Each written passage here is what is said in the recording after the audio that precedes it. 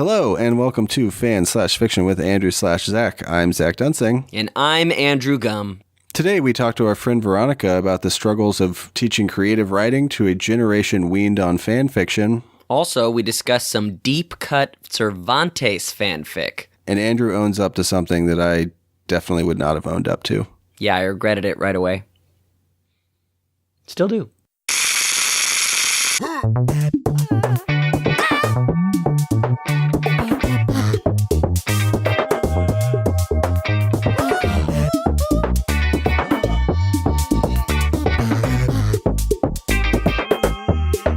So, Andrew, I thought you and I would just jump into a little chitter-chatter, catch-upness stuff, and then we'll introduce Veronica and go from there. How does that sound? That sounds great. We literally haven't spoken for almost a month now, and it's been a crazy month, so yeah. Andrew, save it for the podcast. It is the podcast now. So it's been a crazy month, and we haven't spoken in that same amount of time. And we should catch up on that. How was your month, Andrew? I don't think I've spoke. Well, we maybe have texted or whatever. We haven't really spoken since I was in San Diego and then you were in Japan. I know, it's crazy. Like so much has happened. I've been back at work for a month. You did like a whole big long vacation. Yeah. So in podcast time, they just go from one episode to the next, but we're like fully different people. I had a beard and now no longer have a beard. You don't have a beard? It's been that amount of time since we've spoken. That's great because I hated that beard. Thanks. But also, speaking of Japan, we're big over there, right? Oh, yeah. So I was really pushing the podcast, and people very politely declined to listen to me. So, yeah, which I think is like a Japanese celebration. So yeah, they're probably very into it. Yeah. I don't know. Do you have anything to say before we introduce our guest? This will be guest number 3 at this point. Yeah, so literally way too much to say, so I feel like we should just save it. Oh, yeah. No, I mean, yeah, with school's back in session, the kids are nuts. It's been, I get it. It's been a lot. I will say this much, a brief shout out to the girl who cuts my hair, Haley, because we had like a 30-minute conversation while she was cutting my hair the other day. She started listening to the podcast. Aw. Not a huge fan. What? I get it. I get it. It's kind of niche, but thank you for listening. It's kind of niche. Well, we spilled the beans there with a exclamation. So now I think that's finally time to introduce our guests. This is, like I said, guest number 3, Veronica Kavass. Welcome to the show. Thank you. Would you like to explain how you know Andrew and I? Yes. Okay. First of all, I played trivia with the two of you about 4 years ago. That's true. And we won first place. That is also very true. It was also the only time we all played trivia together. That's true. And because of that bizarre confidence that gave me, I joined a trivia team that went all the way to the semifinals in San Diego. So I literally was on a trivia team for 6 full months every single week because of that night. Oh my God. What? Yeah. What was you said you went to the semifinals. What was the question that you lost on? Dude, the semifinal round was such malarkey. There were like questions like, what is the density of a cloud? And, like... By malarkey, do you mean science facts?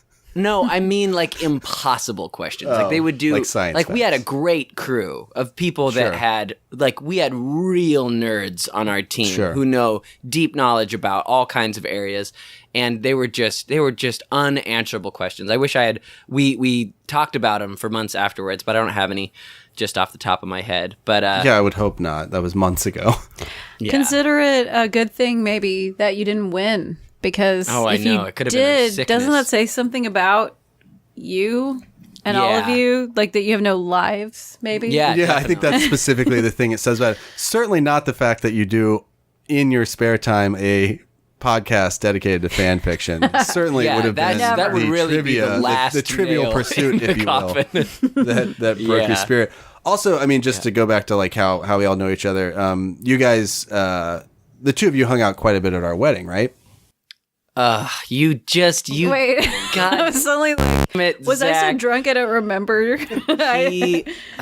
Man, it's just. Was this Zach's way of getting a jab at you for not being at his wedding? I try to bring it up as often as I can. Anybody listening, just go to Zach's wedding. It's not worth it not to go. So if you don't, you will regret it. Zach is having. I will make you regret it for the rest of your life. It was a great wedding. Agreed, right? Amongst my favorites. Wedding. Yeah. It's a great first wedding, Zach. I'll be at the next one. Don't you hate people who introduce like, oh, this is my second wife instead of like, I know. Or no, Have someone ever said that? Sorry, no. They've never said that. But people will say like, oh, that person was my first wife instead of that person was my ex-wife. Right. Yeah, First wife makes it sound like an accomplishment. That there's kind of or that there's gonna be a third now. Yeah. Like because you're counting. Yeah. That's dubious. Mm-hmm. I don't get first wife, but I do get she was my fourth wife. Like if you get deep into the numbers, nobody cares by the time you get to the fourth. No one's even coming to that wedding. Although, you better come to 2 and 3, but you can skip 4, Andrew. Thanks, I will, and you'll never let me live it down. What were you saying, Veronica? I went to a wedding in California where it was the man's third wife and the woman's first husband, and the man's sister got up to give the first speech, and she said, "This is the last wedding of yours that I'm going to go to." Like that's how she started the speech. Nice. Yeah. Yeah. Yeah. Well, I guess we should start the episode now. I can mention a couple other things as to how we know each other. Please. Yeah. One is, just in case it's relevant, Zach and I play racquetball together. That's true. Although we haven't in 5 weeks. 5 weeks. We have not played in 5 weeks, but we have played 4 times. Yes. I love racquetball. I also love badminton. If you guys come to San Diego, we could do either one of those two things. Andrew, Veronica has the floor, I believe. Sorry. Wait, the racquetball floor? Yes. Is that what we're doing? Yeah. That sounds great. One thing I'll mention about playing racquetball with Zach, besides the fact that it's competitive, it's a good workout. Highly competitive. During our water breaks, we talk about science fiction. I would say exclusively at the time primarily Westworld. We were talking about Westworld, yeah. Which we both are on the fence about, I would say. I would say not even on the fence. Yeah. Neither of us were into it, but it highly critical. Yeah, both highly critical. Yeah. But it wasn't not so much so that it's like a deal breaker yet. I would say. Yeah. I think they could still I don't think they will do this, but if they stick the landing with a third season, it would not all be for naught. You know, like I think it could be okay. I'll say this. I've never wanted to write fan fiction before, but if I did, wait, I'm sorry. Why are you on this show? it would be to rewrite the entire second season of Westworld. Yeah, I'm on board with that. So you play racquetball, you talk science fiction, you're critical of Westworld. I like you already. She's my wife's best friend. Yeah, wow, this is fun. Veronica, I think it's time that we talk about why you're here tonight. And why don't you just tell us like what your sort of introduction-based relationship with fan fiction is? Okay. So I knew what fan fiction was. Sort of. In this vague way where it existed in the periphery of my life and I never engaged with it until I'm teaching creative writing at University of Minnesota and I'm teaching an intro to creative writing class. And for their fiction submissions, I get all these short stories. And some of them were obviously not short stories. They were just fan fiction bits. And what's the difference? A short story is just something that comes out of your brain. It can be taken from life experience, but you are not playing on a pre-existing story with pre-existing characters. But I found one short story, for example, that had obvious... I've never even read Harry Potter, but it had Harry Potter characters. And I thought, okay, Oh, Harry Potter fan fiction, you say? Go on. Yes. Also, we're just going to gloss over the fact that you said you've never read Harry Potter. Okay, actually, you shouldn't. That seems weird to me, but I'm into it. Continue. You guys, I should be known for what I am. Agreed. Yeah. Not for what you're not. That's true. Because if you just... Because you haven't read Harry Potter, which makes you a unicorn, and if we drank your blood, we would live an eternal life, but it would be a cursed life and a half-life. You would get that reference if you read Harry Potter. That's the exact sort of reference that doesn't land with somebody who hasn't read. Gotcha. Anyways, no, but I now know a lot about Harry Potter from teaching a bunch of Harry Potter freaks, you know? So, but the story that really turned me into what I guess became someone who was completely intolerant of fan fiction. You're anti-fanfic. I'm not anti. I love this angle. No, lean into it. I like this. Being anti-fan fiction. Lean in. That's good. So I get a story where, and everyone who's listening will know what this means, and even if that's just the two of you. Okay, but this is my introduction to it. Fair. Ouch, but fair. I mean if this is edited out, that's what I mean to say. So sure. Gotcha. So I get a story where it's like My Little Pony and Republican values intertwined, and I thought it was a unique creation. I'm living with another teacher writer who teaches at University of Minnesota, and I tell him, whoa, this is the craziest short story I've ever found. There's like My Little Pony. There's some sort of alt-right thing going on here. And I don't understand how this all came together in one thing. Like, how did this person fuse it? You probably went from like, this is brilliant and crazy to someone being like, oh, this is like a drop in the ocean. Like there's 1,000 of these. What happened is that my friend said, what you have before you is some brony writing. That's it. Yeah. This is like everywhere. And I said, how did I not know this existed everywhere? He explained how this all worked. Totally. So then I had to, thank God I had him to explain what this all was, because I had no clue. I mean, this was 2-3 years before our podcast even existed. Yeah. So how could you even navigate? Fairly new. Yeah. So I had a session with the student where I said, listen, I know this is fan fiction that you've written and that you're a brony. Whoa. You're not, you can't I now know a lot about you. You can't brony shame people in academia. Yes. Okay, so he said I am a brony. Okay, he claimed it. Good for him. Good for him. And then I was curious and I said, wait, how does this even really work though? How did you become one? And so is this kid this like 20-year-old kid? He's got to be like 19, 20. Got it. Yeah. He tells me that it started with having a very Republican view. Sure. And that being on campus, he met other people who had that view and really got along with people who had that view and also were a part of this whole My Little Pony fan fiction world. Specifically the Republican thing as well. So he was a part of like a crew on a campus. Interesting. Wow. So then I told him to write an essay about it. And did he? He did. How was that? Good for him. It could have used some work, but it was very revealing. Sure. Very revealing. It was it was actually really fiery. Yeah. A fiery essay about brony. Like what it means to be like young and a man and assuming white and Republican and a brony as well. Yes. Maybe just a tiny bit sexually attracted to small horses? Just like a little bit? I think that's a given. Okay, because I was going to say, is there any indication to you that there was a sexual component to it? Because this is a question that we've posed in the past. This is a question that's been posed since the dawn of time. Yeah. Okay, so I don't feel like the erotic quality is that strong in brony world. Well, it kind of disrupts their agenda, I think. I agree. Or at least I agree, or at least I think that is how most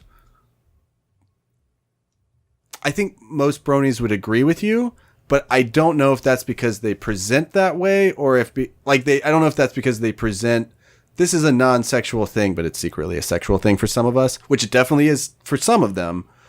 what we are trying to figure out is like how much of that. Where's the Venn diagram there of like all the people who involved in brony culture? It definitely is a sex thing for some of them. Mm-hmm. I think the majority it is not a sex thing for, but is that just because it actually isn't, or is that just because like they aren't admitting to the world that it is? This is a great question. The kid that wrote this essay, the student of mine, he was all about the politics, about this being a political agenda, and I think he thought that bringing sex into it made it problematic. So I wrote on on the feedback to his essay, I said, what about the sexual aspect? But I wrote it in a professorial way. Where's the sex?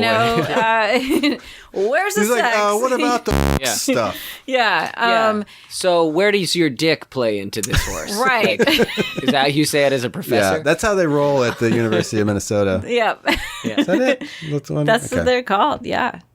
Twin Cities campus, just to make sure, because there's several of them.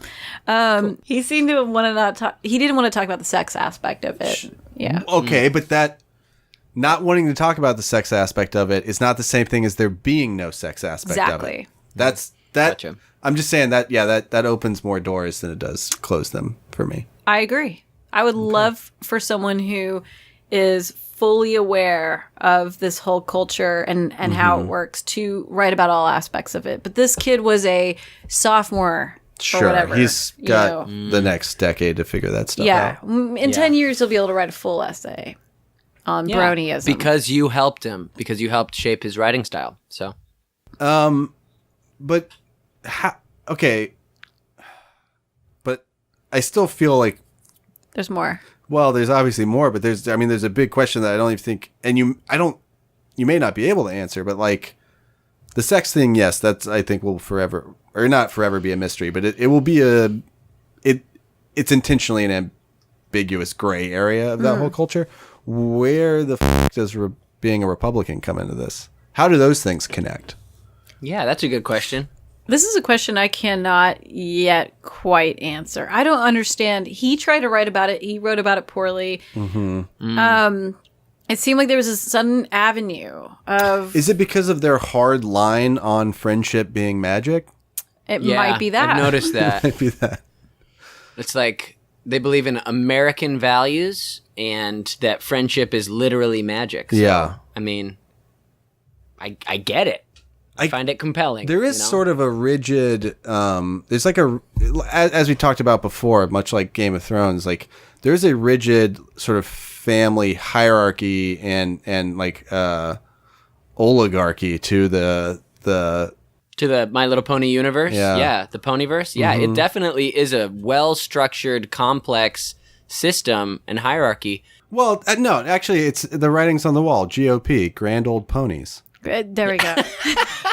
God, I don't know why we hadn't put that together before. Oh my. We have figured it all out. Sourced it. That's great. So that all to say, sometimes fan fiction reveals deep truth. I would say that that's basically it's either doing nothing or that. Sorry, no. It's either doing nothing, providing something for someone to masturbate to, or revealing a deep truth. Right. Yeah. And they're all kind of the same thing in a way. Sure. Yeah. So you said you were not anti-fan fiction on principle, I'm assuming. Right. You've never written any of it. Nope. In lieu of some pending Westworld rewrites for season 2. Not yet. We will read them if you write them. You will have an audience of 2 at least. We'll perform them. That. We will perform them. That would be amazing. I call Maeve. Who's going to play Anthony Hopkins? I feel like you can do a good Anthony Hopkins, Andrew. I mean, I could try, but you just have to talk so slowly. You could try, but you are going to right now on air? I thought that's what I heard you say. Yes. So, you see, the park itself is humanity. It's ugly. I can't do it. I keep on seeing Hannibal. That's try exactly Hannibal what I was Lecter, and you'll get it. You'll get in tune. Do fava beans. So it'll be okay. What's the scene? Where are we? You're explaining how you ate somebody with a side of fava beans and a nice Chianti. In Westworld? No. Okay. Hannibal Lecter. You know what I see when I look at you with your cheap shoes and your nice bag? You look like a rube. That's the best I can do. That is so good. Yeah. You also like almost effortlessly slipped into Heath Ledger's Joker. I think that Heath Ledger drew like a lot from line. Hannibal Lecter. Oh, that yeah, intensity. I think so. Yeah. I mean, I think that he gets it because it's that kind of joyful chaos thing. We just watched The Dark Knight with my film students, and I had them write a film essay about The Dark Knight, and that movie is good. So I actually rewatched it a week ago for the first time in a long time. Totally stands up. The themes are very cool. Only because I needed a breather in between watching Heat and then Heat, like second time. Yeah, I watched Heat. Why not a back-to-back Heat? And then I watched The Dark Knight, and then I watched Heat again because it's still amazing. Yeah, Heat's awesome. A sandwich. I had a Heat sandwich. A Heath sandwich. Heat, yeah. You call it a Triple H at the diner. I want a Triple H. It's a Heat sandwich. Sounds delicious. I'd like some Heath on Heat bread, please. Okay. Okay. Questions. So, are there any other students of note that other than you were just getting too much of it and it was like obviously a problem? Right. It was like I started learning how to identify it immediately, and basically I then started every semester by writing on the board. You can write anything. You can even write sci-fi, which I'm cool with, but there's a lot of bad sci-fi. But no fan fiction, and people would drop the class. They got into that class specifically to give their fan fiction because a voice. fan fiction is serious. It's serious and very it's personal. real. It is. And they had probably spent 10 years already writing it online and exercising their voice, and then they walk in your class and day one you're like, "Okay, you don't get to write this anymore." And they're like, "That's got to be really crushing for some of them." Oh, I think so, yeah. Like they started as freshmen in high school and they're now in college, and they have this whole back catalog of Naruto fan fiction that they've written, and they are stoked to share it with you, and you do not want to read their Naruto. Well, but that's also the exact opposite of what it should have done, which is that it should be, okay, maybe you've written a bunch of that before, now it's time for you to exercise your own voice. Now it's time for you to do your own thing. In a collegiate course, get off the goddamn internet, you weirdos. I'm not defending them. I'm just sympathizing. Veronica's the one that's calling them the weirdos, right? We all agree on that? So before Although I love weirdos. Yeah, me too. Present company included. Before we get into maybe some stuff that you've read, was there one last thing about while you were teaching, was there any fan fiction that you came across while teaching that you learned about that shocked you, not in a traditionally shocking way, but just in a I would not have expected that to exist sort of way, beyond the brony thing? Honestly, no. But I will say this. I did encounter an argument from a student that I thought was interesting and that shocked me and left me in a position where I wasn't quite sure what to say for a moment. So, when you're telling people, okay, go write, and some of you will write something that's good and some of you won't. And there's that saying, genius steals and talent borrows. Mm-hmm. Mm-hmm. I've also heard, I believe,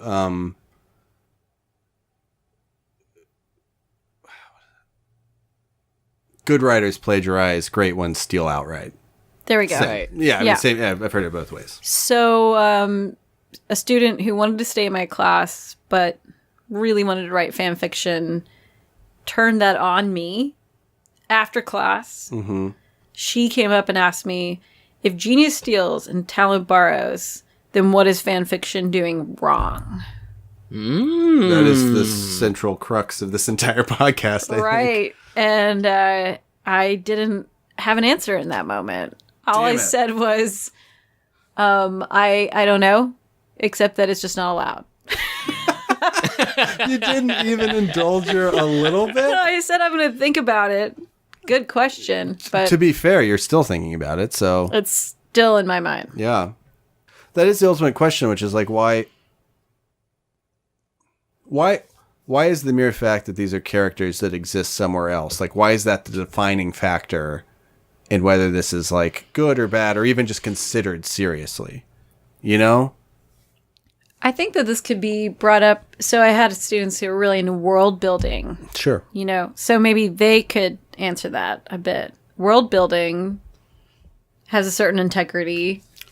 It does, and if you're just stealing outright from a world that's already built, you're not adding that much to it, and you're not doing. And sure, I get that, but I mean, a lot of the stuff, or at least some of the stuff that Andrew and I reviewed, is taking parts from these world and then expanding them beyond what was already there in a lot of ways. I mean, particularly the we must unite within her walls or will crumble from within. Yeah. Yeah.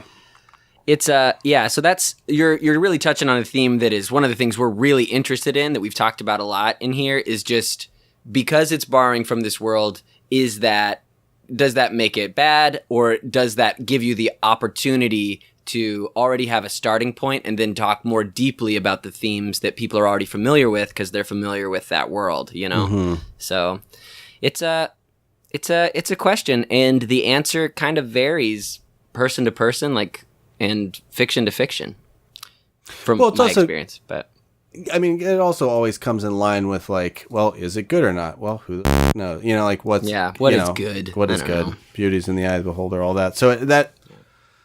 Yeah, it's a quagmire for sure. I think here's what I remember. I did eventually write her an email, and I said, look, part of the purpose of this class is to...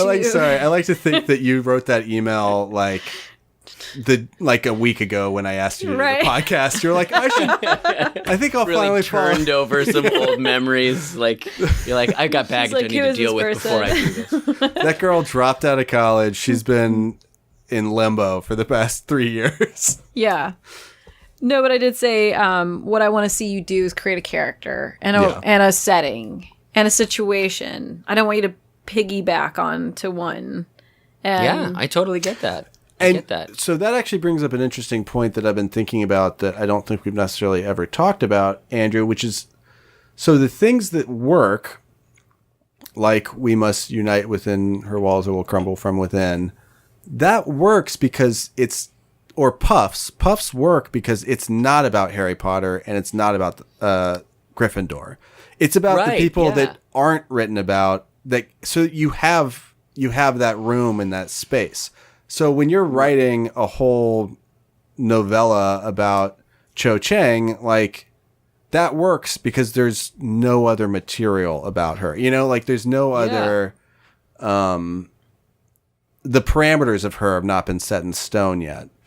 Right. It's like that you only have a foundation, a very small foundation, but you've got all this love for the source material, which gives you that passion to then flesh that character out in a direction that feels authentic to you. Well, and that also is what Veronica was saying, of so that in a sense they did create a character because they took a limited framework for a possibly racist character and then extrapolated that into a full-bodied, well-rounded person.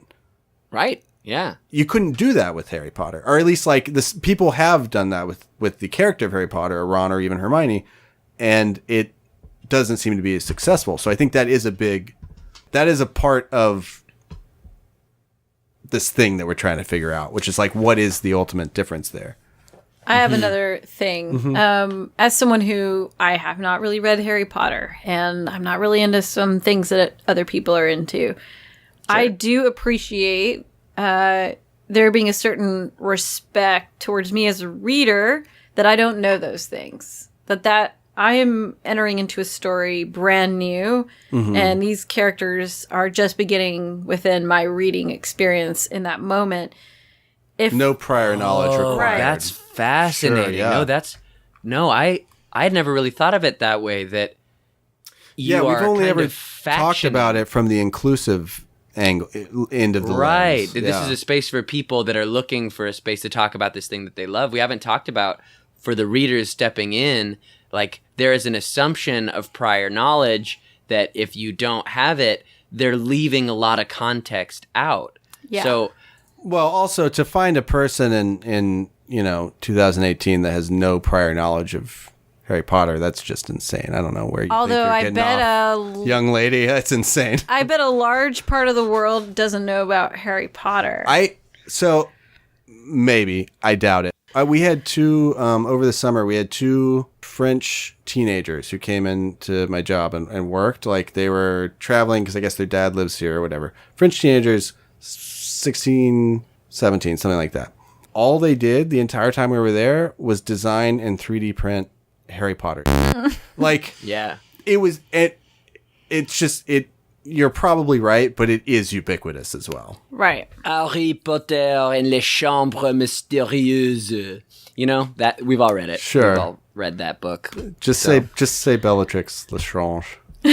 Bellatrix Lestrange. There you go. But I wanna go back because I'm really interested in that line of thinking, because when you are writing something and with the intent for somebody to read it, you kind of do have a social contract with that person of, I am letting you in to this world. And if you do not provide them the tools to access that world that you wrote, you're kind of isolating your reader from yourself. Like, you're assuming this backlog of information, but if they don't have it, then they can't enjoy or engage intellectually with this thing that you wrote.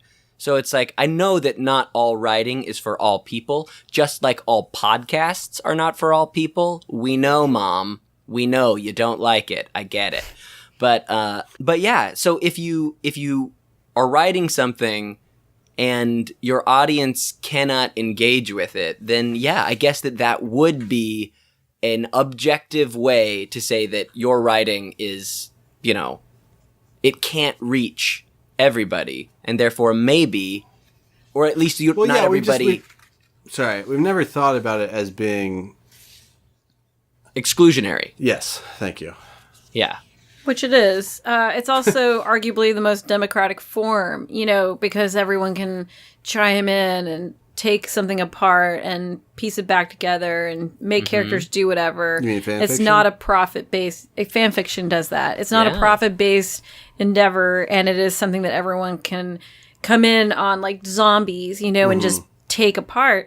However, there are people who have no idea what these worlds are. So if they come in blind, if they come in brand new, how are they supposed to really get excited about it without having that background? And I'm opposed to that. I think that would also, the answer to that would go back to that, whether it's any good or not. Like, if there's enough there and it's rich enough, it'll pull people in. If it's not, it won't. Like, if it relies too much on the source material, then it doesn't work. And if it doesn't, it does. Right. Well, it makes me think, like, these internet factions that develop, like, if you're into it enough, you'll dig in deep enough and into the community and read these other pieces of fan fiction that the community is referencing from within their own fan fictions. Like you're saying, it's a very democratic form. And then you are in the in-group. You're in this fan community and you're embedded in it. We spoke with my sister, and she is embedded in a few fan communities, whereas if I were to try to casually walk in, I would be so lost that it would be really hard for me to dig deep enough to even understand. I will say this, and I'm going to quote someone. So when I was teaching fiction writing classes, I would teach this book by a guy named James Wood called How Fiction Works, which I have in front of me right now. And I'm not reading from the page, but the quote is that fiction is half artifice and half verisimilitude. Okay. Which I think applies to fan fiction as well, right? In a way. That means... So you're making up half of it. It's like half invention and half like relatable. relying on it being being relatable to life. Right. Okay. Well, and as we said, I mean, the stuff that works that people really respond to are really taking that base part, like just that starting point of the source material and really running with their own creative entity. And the stuff that doesn't is the stuff that's either just very hackneyed and not very thought out, or doesn't really involve, like, doesn't really stay true to the universe or the characters or whatever, or it's just straight up bad erotica. But there's also a reason why fan fiction will never win a, you could say, Pulitzer or Pulitzer. You know? But didn't Neil Gaiman win that like huge national short story prize for his Sandman that is just a Midsummer Night's Dream? That's interesting. Isn't it? Yeah. Well, we need to have a whole episode about Neil Gaiman and Alan Moore, but we could talk endlessly about how we borrow from historical stories all the time, and they're considered works of like modern genius. Yeah, well, this is what this always grinds down to is, there's 7 stories like that, like, okay, well then isn't it all fan fiction? Right. Right, I know. And it's so, and this is the end point. Veronica, this is where we need you, because we keep, and because you've already been done to it grad once, school. so thank you. Yeah. we haven't. Yeah, exactly. Who are we? You're great. We keep running into that wall of like, well then isn't all fiction derivative, and aren't we just measuring like varying degrees of derivation at this point?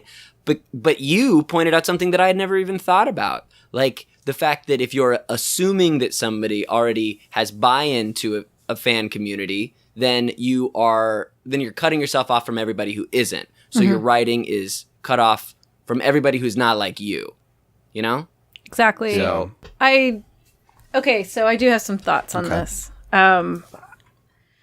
So I find that the realm of fan fiction is almost, so it's kind of crazy because in a way it's one of our only hopes for the continuation of reading to exist. Oh God, isn't that true, man? That's so sad. Mm-hmm. And maybe not. I'm sorry to all the fan fiction people out there who think it's just the best, but I'm sad that that's like really where it might just end entirely. Mm-hmm. Also, it exists because there is a fan base. It is based on the fact there's a community surrounding this storyline, and there's a lot of conversation happening about it.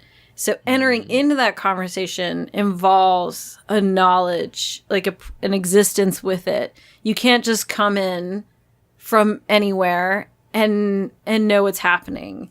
And I have an issue with that. I like work that kind of allows anyone to come in and then relate to it or not, or have opposition to it, but not feel like a dumbass because they were left out of the club that this was brewing in. Right. Which is kind of where it exists, which is like what the internet promised to do and what it is doing entirely. However, when I was in my kind of like battle mode with fan fiction with my own students, I wanted to understand sort of how fan fiction worked and historical beginnings. And I find that it's not a new form. There is pre-internet fan fiction, like deeply pre-internet fan fiction. Is it time? Can we? I'm so excited. Okay, you can cut out any of my excitement, but I read the Wikipedia. This is exciting. Okay. Also, before we jump into this, Andrew, who are we? You're great is exactly what we should name our next podcast. Aww. Yeah, and we should just talk to people that are cooler than us, which is most of people. what we do. So that's great. Not true. Yeah. So is it time? Should we talk about your great uncle? I guess it's time to talk about my great uncle. Who are we? He's great, uncle. Poor guy, he's dead. Yeah. Well, he's not. He had a long, rich everyone life. Dies. Especially Andrew. Yeah. All right, so I have a family member in my past who I've never met because he died before I was born. Yeah. Well, in like 1870? Wait, you might know better than I. I just read it. I think he started in the late 1800s, but lived into the early 1900s. Oh, sorry. Yeah, no. What I read. 1870 was kind of like when he was when active. He was like yeah. happening. So he was a writer. He mostly wrote against Ecuadorian dictators. He lived in Ecuador. That was his thing. He would write these revolutionary essays about dictators, and then he would get exiled. And then he would wait till that dictator fell, because they always do in Ecuador, and then he would return to the country, and he wrote against another dictator. But his real passion was fan fiction, actually. Sorry. His passion above toppling governments was fan fiction, just on record. And also on record, his name was Juan Montalvo, and he is directly credited with the assassination of one of those dictators because of his writings. Yes. And he's still more into fan fiction than bringing about the death of leaders. That is hardcore. I think my great uncle would nod his head from his grave right now and say, yes, I wanted to topple dictator governments, but more than that, I wanted to rewrite Don Quixote. Like, I wanted to add to it. So he wrote a book that I've never read called, like, The Chapters Cervantes Forgot. And it's basically such a thing that, like, a fan fiction person would write today. I know. It's like the lost chapters of Harry Potter. Yeah. And in some research I did about him, because he has a face on an Ecuadorian coin that no longer exists. You didn't mention that. Oh, that's dope. Yeah, their old currency before they took on the American dollar, which is what they use now. Less dope. They have a Juan Montalvo face on one of the coins as a revolutionary figure. So he's known. Does your family have any of those coins? I have some. Nice. That's awesome. Yeah. Okay, continue. So he was obsessed with Cervantes, and he was obsessed with Don Quixote, which is this gigantic book with over 120 chapters. He wanted to add his own chapters to it, things that he thought were important. When I talk about it with family members, and I have some that are a little bit nerdier than others, who are like, well, he kind of thought he overlooked this and that with the whole Don Quixote story, so he added. But what he's known for is writing perfectly in his voice. He read him so well that he was able to write them seamlessly, like you could think that it was Cervantes. Which is awesome. A commonality with any of the successful fan fiction writers to this day. Right. That's what I was just going to say, is like those are the ones that have been impressive to Zach and I, where it's like, even if we don't necessarily like love it, I've been very impressed with the ability to capture a voice, because you can tell that that's what's probably capturing these people's imaginations, and they just want to engage with it that same way, including dictator topplers. Right. Do you know, is there a tradition of other people writing fan fiction of Cervantes or of Don Quixote specifically? Well, yes. So, and if you have any weird literary scholars out there listening to this, they might be like, you're the only one. They might be like, wait, she's got this wrong. But here's what I know about Cervantes. It actually begins during his lifetime. Okay. So he comes out with the first volume of Don Quixote, which is, 52 chapters, super long. Comes out in 1605. He's writing around the same time Shakespeare is writing. What was happening at that time? Why do we have Shakespeare and Cervantes at the same time? Anyway. And the guy who wrote, like, La Vida es Sueño, de la Barca, the same time. Michael Crichton? Yeah, Michael Crichton. De la Barca. That's correct. Jurassic Park at the same time was happening. And anyway, so apparently after Don Quixote came out, someone wrote under another name continuation of Don Quixote. And it was not written by Cervantes, and it was under a pseudonym. It was something that what I understand now, this is 400 years ago, insulted him. Sure. Bothered him a great deal. So he comes out in 1615, 10 years after, with a more intense, long, crazy second volume of Don Quixote, kind of reclaiming his story. To like nullify the other guy's work? Some could say that would be the case. He weened him. Yeah, because he returns to some storylines.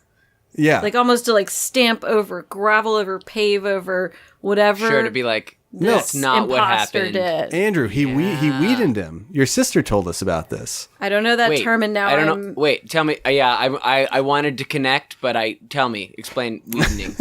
No, don't you remember? I know. Yeah, no, your sister was telling about this. It's like when people are continuing a story and writing it, and then the canon of it comes out, and it just nullifies their entire fan fiction. That's called getting weened. Oh, your I don't sister remember that told line, but us that's this. Awesome. I know, she's my blood, so we don't always listen well to each other, Yeah. like people who are related. But yeah, so like, I mean, and it comes from so many people writing Buffy fan fiction and Joss Whedon having a propensity for subverting expectations with that show, so that like so many people's fan fiction got written out of canon that they called it weening. That's what Cervantes did. Do you think he called it weening? I think Whedon being Cervantes is what it was. You got Actually, there should be a new term. Cervantested. Because that one's a mouthful. Cervantes. You got Cervantes. Yeah. You've been Cervantes. Yeah. It's an early form of Whedoning. We can all agree. Then he dies. Your great uncle. Then Cervantes dies. Cervantes dies. And following that, Don Quixote is seen as crazy and like sort of incoherent as that book is, because I've only read a little bit of it, you know. It's seen as like the best novel ever. And what happens is that a lot of people try to add on to it. It's long. It has a lot of things going on, a lot of things that people can work off of, spin off of. And that happens in Spain. It happens in South America as well. And it happened with my great uncle. So he was like obsessed with the book, and he thought, I have some stuff to add to it. I also know Borges, an Argentinian writer who I adore. It's a weird way to put it, but I just think his work is so cool. He played around with it too, with a short story called Pierre Menard, where he plays along with the idea of who owns a story and when. If someone writes it and then someone else writes it, I don't know, 2 weeks, 2 years, 10 years later, who's to say who owns it? In a way, there's this whole kind of debate that's been going on for a long time in literature, in some ways where people poke at each other and mess with each other, and in some ways where they play innocent and say, no, it's my story. I don't care if you wrote it first. It came from my brain. Maybe we were just grabbing from the collective unconscious or whatever at different times, you know? Right. Right. Well, because it's like we're just communicating. Like, that's what it makes me think of. Like, you're just communicating what's in your head when you're writing a story. Now, if that is heavily inspired or lightly inspired, like, that's kind of up for debate. I mean, if you're using characters that somebody else wrote, but those people were basing those characters on the human condition. Yeah. I know. And so, Right. but that is really interesting to me, because that shows that this author, what was his name? The one that you really like? Cervantes. Not Cervantes. Borges. I love Borges. Borges. That he was interested in that conversation as well, just post Cervantes.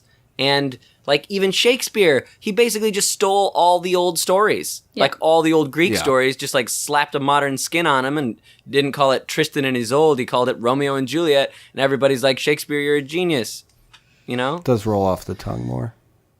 Romeo and Juliet, I believe. So I would, and we don't have to go too far into detail on this. I think we're pretty good on time, but I would feel remiss for us to bring up fan fiction and Don Quixote and not Terry Gilliam. Holy shit, I'm so glad you're bringing him up. Can we talk about Terry Gilliam for a second? Yeah, I know what you're going to bring up. Yeah, so... I don't. I'm with you, audience. Okay. I'm obsessed. Andrew, go sit with the audience. Okay. So this is where we become like the fan fiction assholes, where we're like, we know this stuff that you don't know. Yeah. Oh, this is a demonstration of that earlier point where it's like, oh, now I feel left out. Thanks, the internet. Shut up, Andrew. Sorry. We're the internet. So Terry Gilliam has been trying to essentially not even remake, but make a fan fiction of Don Quixote since 1989. If you guys don't know Terry Gilliam, he's one of the best directors out there. Not so much anymore, but he was in his prime. Brazil is one of the best and my favorite movies of all time. A best director can just remain a best director even regardless when their time is past. He's always going to be one of my favorites and one of the best. Same. It's just unfortunate that past not really 15 years. No, he's making stuff. It's just not. Yeah. It is what it is. So he is consistently experimental. We'll say that much. Mm-hmm. So in 1989, he got the idea to make Don Quixote, and it started as it's his version of it, and it's called The Man Who Killed Don Quixote, and it's gone through 30 iterations over the years. So much money, although not as much as you would think. The cast, the people who have been assigned to play essentially so the loose form of the story is an ad exec or sometimes a movie producer in one version of the story gets sent back in time and meets Don Quixote. In another version, it takes place in present times, and it's just a movie director who meets a crazy person who thinks they're Don Quixote. But the first attempt at making this movie, so the cat, like this has been almost made so many times that the cast of those two characters ranges from Johnny Depp to John Hurt to who was the original guy? John Rochefort, French guy, French actor. Whoever he is. Adam Driver. Wait, really? That's who ended up in it. Wait, he's very new.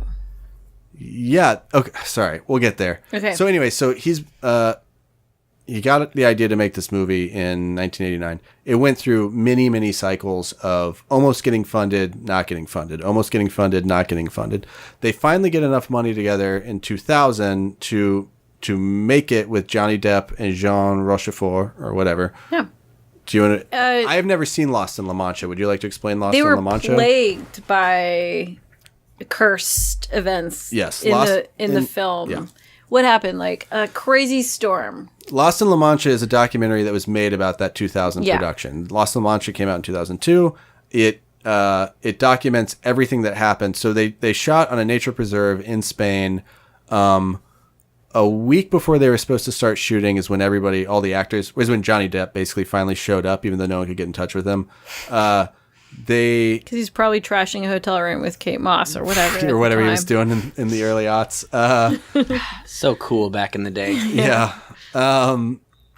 The production was hit by a flash flood, which washed away most of their equipment and props.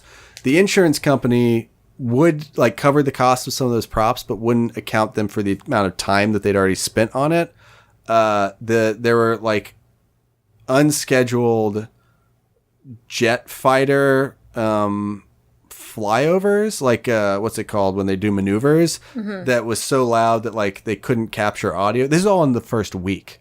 The production of this Terry Gilliam had already at this point been trying to make this movie for a decade. The production to this first attempt at it lasts less than 2 weeks. Yeah. Because that happens. The French actor Jean Rochefort, or whatever, I cannot pronounce his name. Yeah. He is diagnosed with 2 herniated discs. He can't ride a horse. He was playing Don Quixote. He can't ride a horse. That's the only thing you need to be able to do, really. You don't even need to act. He learned English for this role. Yeah. He spent 7 months learning English for this role. So basically, when they finally, and this is a whole process, when they finally discover that actor is not coming back, that's when they pull the plug on it. And basically, by that point, the insurance company owns the rights to this movie. right? Oh, Disaster. So it goes through another decade of almost got funded, didn't get funded, almost got funded, didn't get funded. Terry Gilliam holds on to this thing until 2015, so the original budget for that first production was like $38 million, which Terry Gilliam complained about being about half as much money as they needed. The final production budget for the movie that they made last year or 2 years ago was $18 million. Whoa. So it's Wait, also, they made it. They made it. So this movie came out last year, right? Wait, how did I not know this? You're finding out right now on live podcast television. So the man who killed Don Quixote, they made a starring Adam Driver and Jonathan Pryce from Brazil. Jonathan Pryce plays Don Quixote. Adam Driver plays the director / ad executive, because that role's switch up. It no longer takes place in the past. It takes place in present day, presumably to save money. And it's just about a person. What, in L.A.? No, in Spain still. Okay, good. But it's about a delusional man who thinks that he's Don Quixote instead of just like it. So the whole thing is that Don Quixote is delusional. Exactly, right. So it's fine. It overlaps, and it seemingly has a lot to do with this intentionally using this word quixotic journey to make the movie. It doesn't end there though. So he, after 17 years, basically 30 since the inception of the idea, but 17 years since that first production went into play, he finally makes this movie. They get it set to show at Cannes, and one of the original producers who dropped out of it in this round of production claims that he actually owns the rights to the movie, sues Terry Gilliam. Terry Gilliam has a stroke, goes into the hospital to recover. He comes out okay.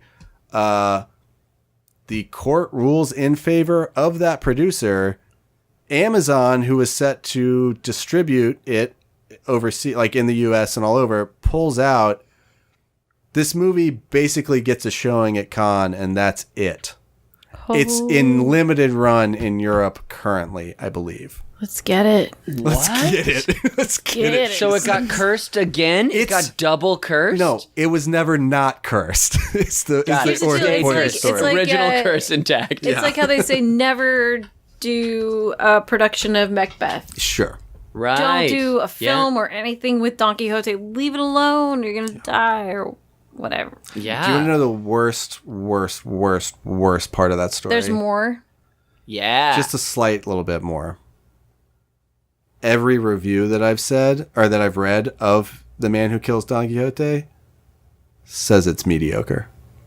Aww. After all that, well, at least make it bad. Well, no, know. but I mean, that's so even like, what do they have it at 65% at Rotten Tomatoes or something? Yeah, maybe. Well, no, but even Terry Gilliam, like in his autobiography from a few years ago, was like, at this point, and this is probably why he settled to just make it with less than $20 million, which is much less than what he wanted. Is like, he was like, at this point, I don't care if the movie's good. It's a tumor in my creative like conscience. I just need to cut it out.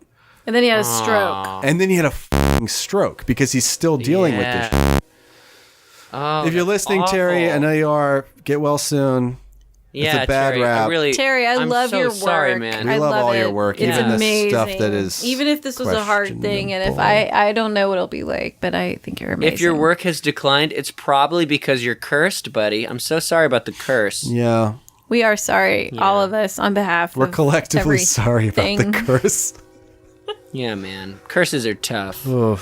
Feel better. So that's Terry Gilliam's fan fiction.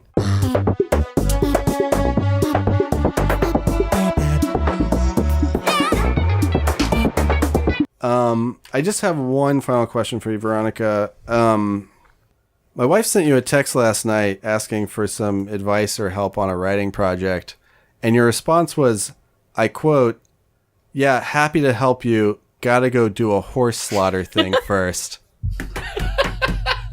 And then you went silent for the rest of the night. Do you want to elaborate? Yeah. Oh my God, I can't believe this is on the We've podcast. been curious. Yeah. So my sister works with an organization called Horse Plus. They save horses from slaughter auctions. And last night there was a slaughter auction where they bring like 1,000 horses into an auction realm, and people buy them to then take these horses to slaughter. So you get like discount horses. So the organization she works for that I was helping with, just in my own weird way, we were trying to like save as many horses as we could from that auction. Was this like a clandestine like bolt cutter operation where you were like freeing horses? No. I see. It was official. It was through financial. We were trying to gain money. Like we were trying to raise money, get money. That's the only way they can do it. They buy the horses through from people. under slaughter. So not connected to fan fiction, but I do remember that Sarah was like, "What the f?" Like, she's like, "I must talk to you right now," and I'm like, "I'm at a horse slaughter," And but that's what we were doing. We're trying to get as many people as possible to pitch in money to save horses from being slaughtered. Oh, God. How noble. Veronica, I have to admit, I shouldn't tell you this. Okay. But I ate horse in Japan. What? I'm so sorry. What? I have to, I would, if we were just hanging out socially, I would never have said it. I would have swallowed it to my grave. But we're literally on a podcast, so I have to tell you, I ate horse sashimi while we were in Japan. Wow. Respect. I'm so sorry. First of all, I really admire your ability to tell the truth, and I think you need a lot of therapy after what you did. I'm so genuinely sorry that you went to a horse slaughter auction to save horses, and you were saving them from me. I'm so sorry. I actually probably really was, because I heard that a lot of these horses that get sold at these auctions end up in some gourmet restaurants at the end of the day. I mean, this place wasn't gourmet, but... You didn't even spring for the good horse, you son of a bitch. You probably had a skinny dying horse from Tennessee delivered to you in Japan. I'm so yeah, I don't have any defense for it. It was a spur of the moment thing. Sorry for the word spur. But, Hey, and Andrew, when in Rome, Oh my God. Yeah, I didn't even know that was a part of Japan. I'm so glad I asked that question. Oh God. Thanks for I didn't your feel honesty. as bad about it as I should have earlier. Now I feel equally as bad as I should have originally. So, yeah. You're forgiven. Thank you, and thank you for the work you do on behalf of noble and majestic creatures who should not be eaten by tourists. So, thank you, Andrew.